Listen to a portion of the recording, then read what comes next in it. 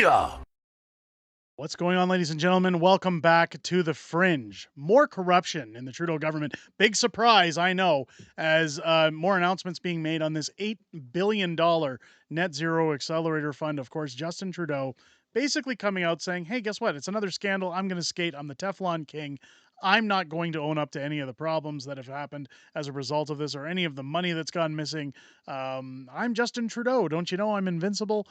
This is the behavior of a narcissist, ladies and gentlemen, and a dictator. And we've seen that multiple times throughout his tenure as prime minister. Now, I'm not going to sit here and say, I wonder what's going to happen, because we all know the truth. Nothing's going to happen. Nothing's going to come from it at all. Maybe a couple of committees, a little bit of taxpayer spending money to expose the corruption, and essentially no charges and nothing more will come forward. However, I want to do my due diligence and report on it, talk about it, see where it's going. Let's take a look here at Dan Masier tweeting out breaking news. It's not that breaking. Justin Trudeau is refusing, big surprise, to hand over the contracts for his $8 billion net zero accelerator fund. Canada's environment watchdog revealed the Liberals are giving away $8 billion to large corporations without any commitment to reduce emissions. Again, they're just giving money to their buddies. Trudeau is handing out billions in tax dollars to Canada's largest emitters with no strings attached, but continues to increase his carbon tax on Canadian citizens. Well, of course, they want everybody to be the working poor. Conservatives on the Environment Committee ordered the Liberals to release the contracts. The Liberals are once again denying the will of Parliamentary Committee to cover up another slush fund. More to come. I really don't know what's going to come, but here, let's take a look at what's happening in the comments here. What happened to the $40 billion in health funds that are missing in the Conservative provinces? But he promised a scandal-free and transparent government. No. Give me one good reason this man shouldn't be let out of the building in handcuffs. Why is this breaking news? It's just another day in this world, or in his world. Of course it is. That's essentially what I'm saying at the beginning of this video. It doesn't shock or surprise me anymore. I'm certainly not surprised to see that Justin Trudeau is in another scandal. Here we go. Just this down here. When will it happen? Never. Never. If you guys remember, I had Garnet Jennis from the Conservatives on this channel not too long ago, and I asked him, what are the points of these committees? Why are we doing these committees that cost taxpayer money if we're not going to put any charges for it, if we're not going to arrest anybody, if we're not going to hold anybody accountable? And his only answer was, well, we got to hold people accountable. We got to get to the bottom of it. We just got to get to the bottom of it. It's important we get to the bottom of it. Why? So that you guys have talking points in your next election? They're all in it together. Could you post the entire story? I'd love to hear it. At the same time, post the Conservative intentions on handling the climate crisis. Again, we're not going to see those intentions, but here is part of the story. Now, keep in mind, as I searched on multiple search engines for something in regards to the story, Rebel News was the only one that popped up, because mainstream outlets, of course, and those prostitutes, those slimy, slippery prostitutes, aren't going to talk about what's going on because they don't want to upset Oh Great Leader. Now, of course, it says here Liberals delivered limited results after quietly subsidizing businesses $8 billion. And of course, you see Trudeau here with convicted felon Stephen Guilbeault. That smirk on his face like he just crapped his pants. Probably did. I'm sure he's one of those guys that enjoys the feeling of walking around with that sitting in the back of his underwear. But by a unanimous vote, the Commons Environment Committee had ordered disclosure of subsidy contracts under a federal program claiming to lower industrial greenhouse emissions. The Net Zero Accelerator Initiative in 2021 program that subsidized manufacturers to lower emissions never tracked outcomes, reported Blacklock's reporter. The plan was to give away billions in tax dollars to large companies in exchange for specific reduction of emissions, said Conservative MP Dave Masier, sponsor of the motion. Usually when a government announces $8 billion in spending, they brag about it for years and talk about the results, he added. Now we know that why we have been so quiet.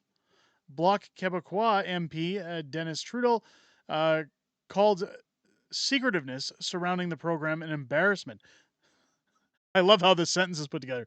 He called it an embarrassment. This is embarrassing, he said. Yikes. We are talking about $8 billion here, said Trudeau.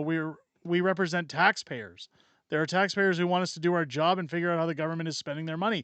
That's a bold statement, and one that I wish were true with Conservative or any MPs for that matter. Start doing your jobs and finding out where this money is, and when you find out that it's been unethically taken or stolen or given to other entities just for the sake of hush money, start pressing charges.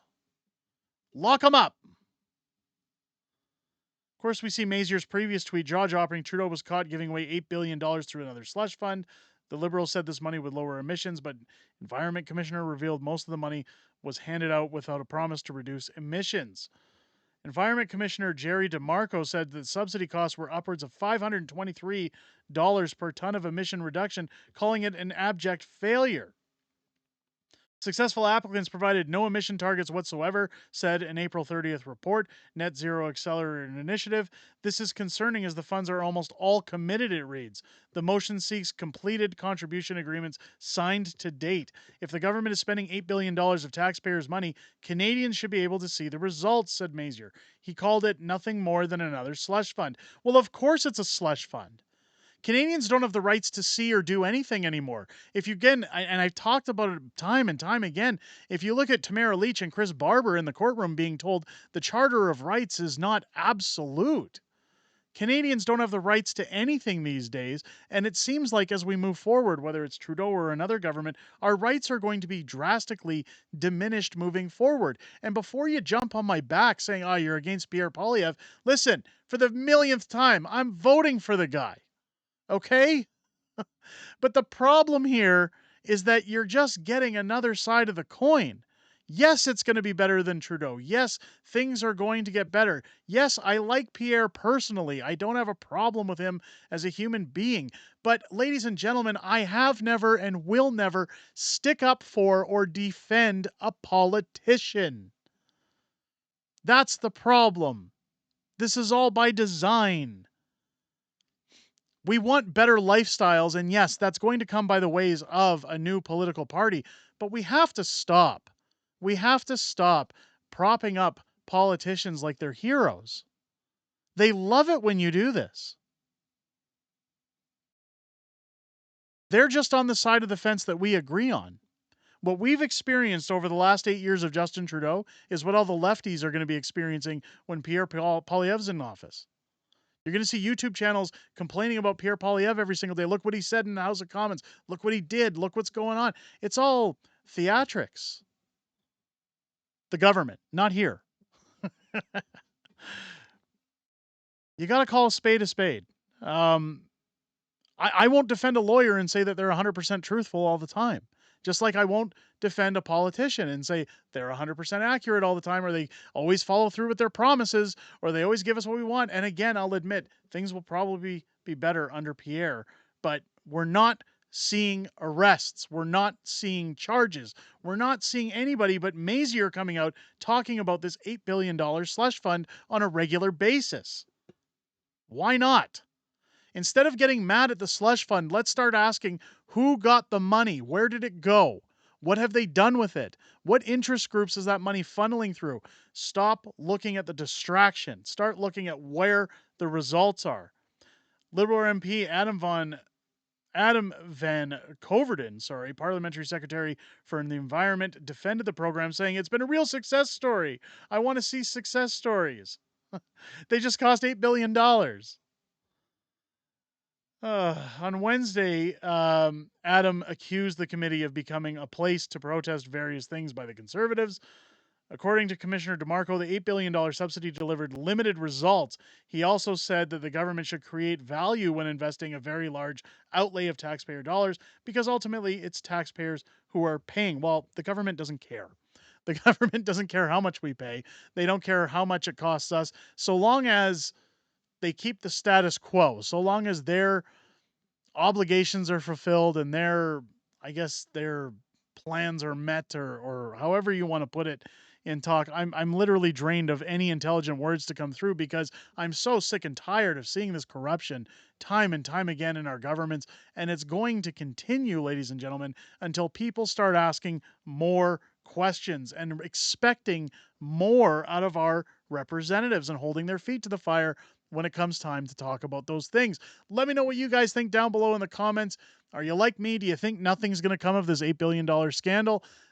Tell me why or why not in the comments. And also don't forget to hit the subscribe button. Join us here on the channel every Friday night for Friday Night Fringe at 6 p.m. Pacific, 8 p.m. Central, where we go over things like this and a lot of other things that have happened in the world of politics. It's always great to hear what you guys have to say outside of making these videos, and I look forward to talking with each and every one of you this Friday night, again, starting at 6 p.m. Pacific here on the channel. I hope you guys enjoyed this long, lengthy, angry video from me. Have a great rest of your day. I'll catch you on the next one.